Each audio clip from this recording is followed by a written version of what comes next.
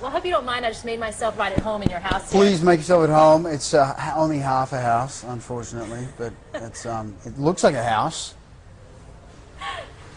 Your mama brings some drama this year, doesn't she? Mama brings drama.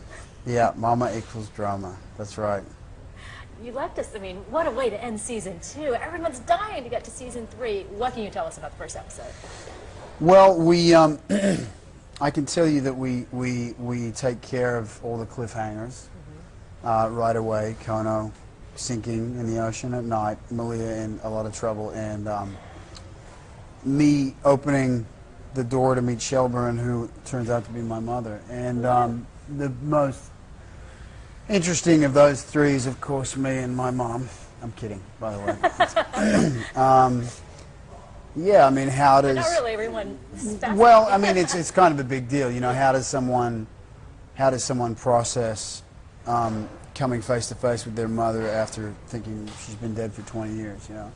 And not just that, you know, I mean, Steve's dad was killed, you know, as a direct result of the decisions that his mother had made, and, you know, he was in pursuit of her killers all those years later, and all this, so much devastation and destruction has happened because of what she chose to do. So, where do you pick up? You know, how do you forgive? How do you trust again? And what do you do with the resentment that you have? And women are just creating all kinds of problems for you this season. A lot more estrogen on set this year. A lot of estrogen on set, yeah, yes. So I don't know how we're going to deal with that. I think we're just going to date a time. Christine Lottie said that her and Dano kind of get into it a little bit. They do. In the first episode, it's pretty funny. You know, Dano does his thing, and she puts him in his place very quickly while I'm on the phone to the governor trying to sort things out with Chin.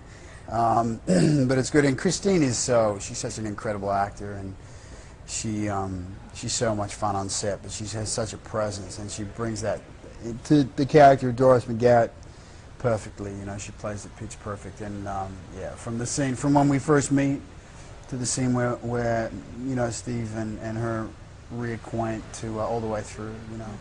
You're the alpha dog on set until now. Now that Mommy's around, are we going to see a different Steve McGarrett? No, not really. You know, I think there's a few moments where he is his normal sort of assertive self, and she kind of puts him in his place. It doesn't really change who he is, but you know, I guess he makes a few kind of you know, adjustments here and there to accommodate her presence, but for the most part, he's the same guy. A little less trusting, if that's possible. Tougher cookie, Steve McGarrett or Doris McGarrett? I don't know, man. I think probably Doris. I mean, it's to disappear and leave your family, you know, and you know, do what she did. I don't know if that's tough or what it is. No, it's tough. And she's tougher, for sure. What's it like to work on Hawaii Five-0 and live in Paradise? Because this really has become home for you now. It has, actually. It became home pretty quickly for me. I fell in love with this place. I was in Los Angeles for a long time before this, you know, and I'm not someone who gets homesick very often, but when I did, I would really, I would keenly feel the absence of all the sort of little familiarities and comfortabilities that Australia has for me, you know, and here it's actually it's kind of a lot like Australia. It's a lot like Queensland, and the people here are a lot more like Australians. You know, Hawaiians are very sort of chilled out and grounded and loving but tough, and you know, there's a lot of similarities. So I feel at home, and I love it here. You know, I bought a house. I'm having my son, my 15-year-old lives with me, has done this year, and of course, my partner Malia and I having a baby in about a month. Thank you. A month? Yeah, about in the next sort of month and a half. It's kind of up to him. Do you know if it's a boy or girl? Him. He. A boy. And yeah. Any names, maybe a Hawaiian name?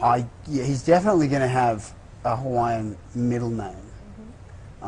There's a kahuna that's a close friend of ours that blessed my house and blessed Saxon and I into the islands and stuff, and so he's probably going to do something with our boy. He's going to find his name, you know, but but even if I had a name, I'm not allowed to tell you. She said I can't tell anyone. I understand that. I don't know why. I don't want her coming after me. Yeah, she'd be like, well, but I guess before your child is born, if you tell people the name and they're like, if it's any other reaction aside, it's got to be like, that's awesome. If it's anything else, you're like, what do you mean?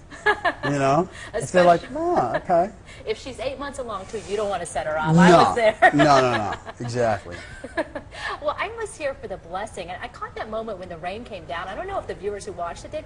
That was kind of a magical moment, wasn't it? Yeah, it's a magical moment. And you know, we have like, there's something about this show. I mean, I work on a show, and it's a kind of a reboot of a really famous show that we all know and love, and we have done our best to kind of keep as much integrity, you know, and tip our hats where we can to the old show, but we are doing something different, and I think we do what we do well, and so, but there's a lot of magic moments along the way, you know. We've had huge amounts of support from people all around the world. We have incredible guest cast that come through, and I mean, we had Terrence Howard was on for like one day last week, you know. I mean, it's like, I don't know how to explain that other than it's a testament to what we're doing here and to what we've kind of all created, but it's it kind of really makes it feel like we're meant to be here and we're meant to be doing what we're doing. And the fans, you have some diehard, crazy fans. I mean, they want me to like touch you and steal your clothes. That's what they're asking. You can have my clothes if you want. You want them now or after? Yeah, I mean, if you don't mind. I'll give them to you after the interview, so it's not weird. My fans are the best. I have.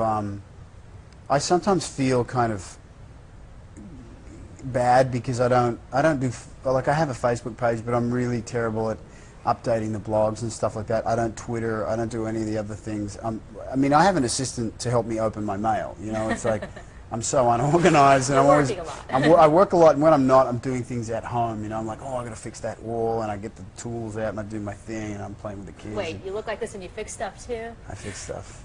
More women falling for you right now. That's true. I like fixing stuff, you know. But so I guess you know. I mean, I kind of, part of me wishes I could express to the fans more often and more easily how my appreciation and but it's, I don't know. They're the best, you know. You have a moment right now. Can you blow a kiss to them? Thank you. Thank you. I regret not asking that because you have a lot of the diehard fans out there. No, I mean, in all seriousness, my fans are excellent. They remember my birthday, they send me the most amazing cards and gifts, and, you know, and they're supportive of everything I do, and I don't know, it's funny because when I watch my stuff back, I'm like, you know, that yeah, I mean, I'm sure all actors are like that, you know, but to these people that keep, like, tuning in and keep, like, following me in my career, whatever I'm doing, it's like, I'm deeply grateful.